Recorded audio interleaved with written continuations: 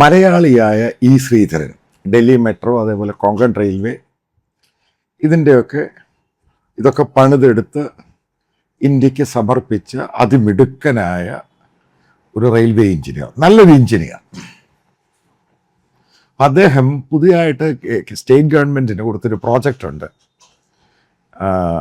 അതിവേഗ, അതായത് ഏകദേശം 200 കിലോമീറ്റർ പറയുന്നത്, പക്ഷേ ആവറേജ് 135 കിലോമീറ്റർ സ്പീഡുള്ള ഏകദേശം 65,000 കോടി അല്ലെങ്കിൽ 1,00,000 കോടി വരെ ചെലവാകുന്ന പ്രോജക്റ്റ്. അദ്ദേഹം സ്റ്റേറ്റ് ഗവൺമെൻറ്റിന് അദ്ദേഹം പൊന്നാനിയിൽ ഓഫീസ് തുറന്ന് അത് സബ്മിറ്റ് ചെയ്ത്, നേരത്തെ അത് റെയിൽവേ മന്ത്രാലയത്തിന് സബ്മിറ്റ് ചെയ്തു. എനിക്കറിയാൻ സാധിച്ചത് റെയിൽവേ മിനിസ്ട്രിക്ക് അത് ഇവർ പഠിച്ചിട്ട് അവർക്കിത് 1% പോലും താല്പര്യമില്ല. കാരണം ഈ പ്രോജക്റ്റ് വയബിൾ അല്ലെന്നാണ് അവർ പറയുന്നത്. കൃത്യമായിട്ടാണ് ഞാൻ പറയുന്നത്. വീണ്ടും അദ്ദേഹം അത് സതീശൻ മന്ത്രിസഭയ്ക്ക് കൊണ്ട് സബ്മിറ്റ് ചെയ്തു.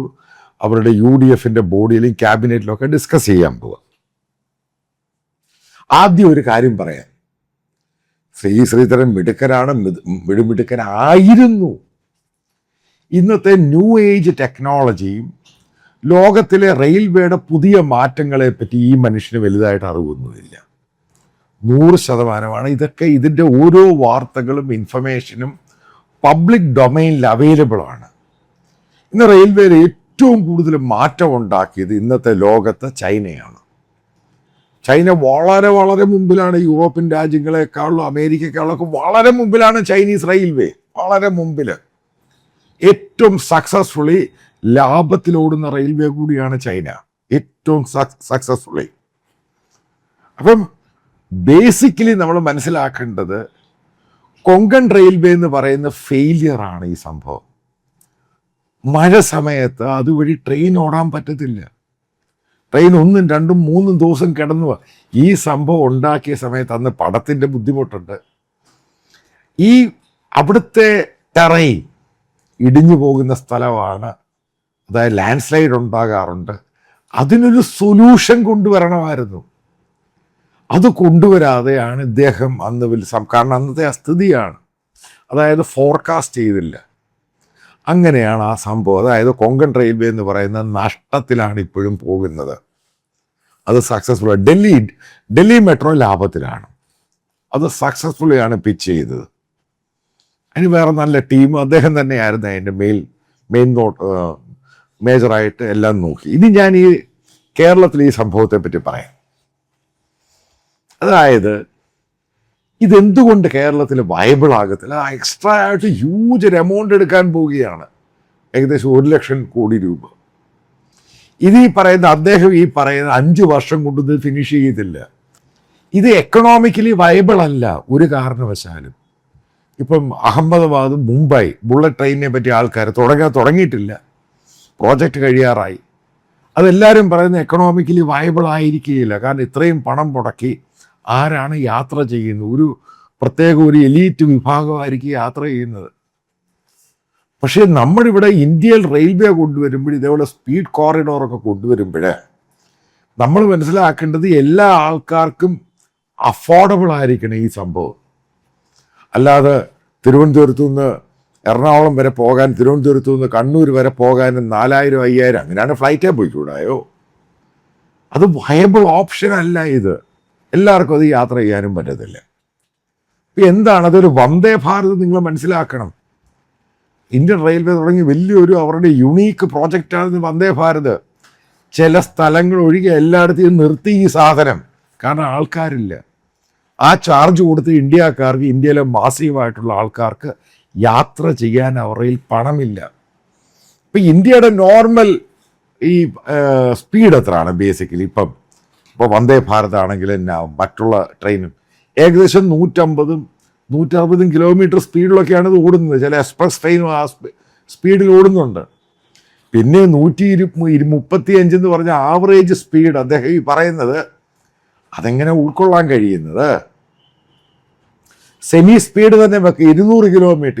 ഇതിനകത്ത് ഞാൻ കാണുന്നൊരു ഓപ്ഷൻ, മറ്റു പലരോട് സംസാരിച്ചിട്ടാണ് ഇത് ചെയ്യുന്നത്.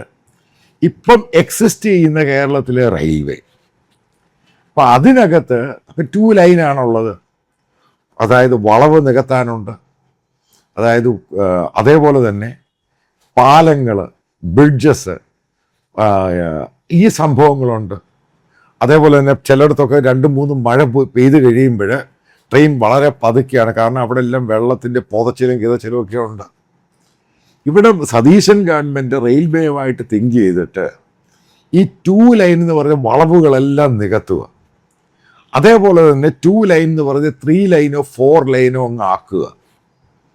ഇത് ഈ പറയുന്ന പോലെ വലിയ എക്സ്പെൻസ് ഒന്നുമില്ല. 10-15,000 കോടിയിൽ 1.5 വർഷം കൊണ്ട് തീരുന്ന പ്രോജക്റ്റാണ് ഇത്. ഈ ഹ്യൂജായിട്ട് പണം മുടക്കിയിട്ട് ടണലിൽ കൂടെ പോകുന്നു, അതിൻ്റെ മേളിൽ കൂടെ പാലത്തെ കൂടെ പോകുന്നു. ഇതൊന്നും ഈ പറയുന്ന പോലെ ഇന്ത്യയുടെ പല കൺസ്ട്രക്ഷൻ, അതായത് റെയിൽവേ കമ്പനികൾ പോലും ഫെയിലിയർ ആയിട്ടുണ്ട് ഇപ്പം. അപ്പം പലയിടത്തും അതുകൊണ്ടാണ് ഗവൺമെൻറ് ചൈനയുമായിട്ടുള്ള ടോക്സിൽ ആദ്യം ആവശ്യപ്പെടുന്നത് ചൈനീസ് കൺസൾട്ടൻസി വേണം പലയിടത്തും. കാരണം ഇത് സക്സസ് ആക്കാൻ വേണ്ടി പല ചൈനീസ് കമ്പനികൾ ഇന്ത്യയിലോട്ട് വരികയാണ്. അവരെ തന്നെ കൺസൾട്ടൻ്റായിട്ട് അവരെ തന്നെ ഏൽപ്പിക്കണം. വളരെ ചീപ്പാണ്, നല്ല ടെക്നോളജിയാണ്, ഹൈ എൻഡ് ടെക്നോളജിയാണ്. അപ്പോൾ അവരെ ഏൽപ്പിച്ചു കൊടുത്തിട്ട് ഇത്ര സമയത്തിനുള്ളിൽ തീർത്തു തരണം. ഇതിൻ്റെ സ്പീഡ് 200 കിലോമീറ്റർ സ്പീഡാകണം. അതേപോലെ റെയിൽവേക്ക് ഇഷ്ടം പോലെ റെയിൽവേ സ്റ്റേഷൻ സ്ഥലമുണ്ട്. അതായത് പബ്ലിക് പ്രൈവറ്റ് പാർട്ടിസിപ്പേഷൻ റെയിൽവേയുമായിട്ട് ചേർന്നിട്ട് പ്രധാനപ്പെട്ട 10-15 സ്റ്റേഷൻ, റെയിൽവേ സ്റ്റേഷന് വലിയ ഹബ്ബായിട്ടങ്ങ് മാറ്റണം. കൊമേഴ്ഷ്യൽ ബിൽഡിങ് പണിയണം. റെയിൽവേയുടെ യൂസ് കഴിഞ്ഞിട്ട് അത് കൊമേഴ്ഷ്യലായിട്ട് മോളും അതും ഇത് വലിയൊരു സ്ഥലമായിട്ട് പല ഓഫീസുകളും സംഭവത്തിൽ അത് കൊടുത്തേക്കണം പ്രൈവറ്റായിട്ട്. ഇങ്ങനെയാണ് ഇത് ലാഭത്തിലുണ്ടാക്കാൻ പറ്റുകയുള്ളൂ. അല്ലാതെ ഈ സാധനം ഉണ്ടായി കഴിഞ്ഞിട്ട് വെറുതെ ഒരു ചടങ്ങായിട്ട് അവിടെ കിടക്കുന്നു, ആൾക്കാർ വളരെ കുറച്ചേ ട്രാവൽ ചെയ്യുന്നു, കുറച്ച് എഴുപതങ്ങ് നിർത്തിപ്പോവും. ഒന്നാമത് മനസ്സിലാക്കേണ്ടത് NH-66 അത് കംപ്ലീറ്റ് ഓപ്പൺ ആയി കഴിയുമ്പോൾ ഈ പറയുന്ന ആൾക്കാർ റെയിൽവേയിൽ നിന്നും കുറച്ച് ആൾക്കാർ ഇങ്ങോട്ട് പോകും. അതായത് മനസ്സിലാക്കേണ്ടത് പഴയ പോലെ റെയിൽവേയിൽ തള്ളില്ലാതെ ഒരു പെട്ടെന്ന് ആൾക്കാർക്ക് യാത്ര ചെയ്യാൻ സാധിക്കും. ഷോർട്ട് റൂട്ട് ഒരു 200 കിലോമീറ്റർ 300 കിലോമീറ്റർ ഇത്ര മണിക്കൂർ കൊണ്ട് യാത്ര ചെയ്യാൻ പറ്റും. അതുപോലെ വൈകിട്ട് വണ്ടി എടുത്ത് രാവിലെ എത്തുന്ന രീതിയിലാക്കും. ഇപ്പം ഇവിടെ വയബിൾ ഓപ്ഷൻ എന്ന് പറയുന്നത് എൻ്റെ രീതിയിൽ ശ്രീധരൻ പറയുന്ന ഓപ്ഷനല്ല എൻ്റെ മുമ്പിലുള്ള. അതായത് ഞാൻ ചോദിച്ച് മനസ്സിലാക്കിയിടത്തോളം ഈ റെയിൽവേ ലൈൻ ഒരു 2 റെയിൽവേ ലൈൻ 3 ആക്കോ അല്ലെങ്കിൽ 4 ആക്കോ. അത് കാരണം അവിടെ സ്ഥലമെടുക്കാൻ ബുദ്ധിമുട്ടില്ല. ഒന്നാമത്തെ കാരണം റെയിൽവേയുടെ അടുത്ത് താമസിക്കുന്നവർക്കൊക്കെ അതെങ്ങനെയെങ്കിലും വിട്ടുകൊടുക്കണം താല്പര്യം. കാരണം റെയിൽവേയുടെ ശബ്ദവും ബഹളവും പ്രശ്നവും ഒക്കെ ആയിട്ട് അത് ഈസി ആയിട്ട് ആ സ്ഥലം എടുക്കാൻ സാധിക്കും. അതാണ് അതിൻ്റെ ഒന്നാമത്തെ കാര്യം. വലിയ പ്രശ്നങ്ങൾക്കൊന്നും പോവുകയും വേണ്ടി വലിയ തുരങ്കം അടിക്കേണ്ട. ഇത് സ്ട്രോങ് ആയിട്ട് പുതച്ചിലും കിതച്ചിലും ഒന്നും ഇല്ലാത്ത രീതി നല്ല ബ്രിഡ്ജസ് ഒക്കെ പണിതിട്ട് നല്ല ഏജൻസികളെ ഏൽപ്പിച്ചിട്ട് പെട്ടെന്ന് 1-2 വർഷം കൊണ്ട് ഈ സംഭവം തീരും. ഈ പറയുന്ന 200 കിലോമീറ്റർ സ്പീഡിൽ മറ്റുള്ള ട്രെയിനുകൾക്കും ഈ കേരളത്തിൻ്റെ കാസർഗോഡ് മുതൽ തിരുവനന്തപുരം വരെയുള്ള ട്രെയിനുകൾക്ക് ഓടാം. ഇതാണ് ഇതിൻ്റെ ഓപ്ഷൻ. അല്ലാതെ 1 ലക്ഷം കോടി ചിലവാക്കിയിട്ട് പിന്നീട് ആർക്കും വേണ്ടാത്തൊരു സാധനമായിട്ട് മാറി. കാരണം വയബിൾ ഓപ്ഷനല്ല. വന്ദേ ഭാരത് പോലെ മറ്റോ പല സ്റ്റേറ്റുകളിലോടുന്ന് വന്ദേ ഭാരത് പോലെ ആകരുത്.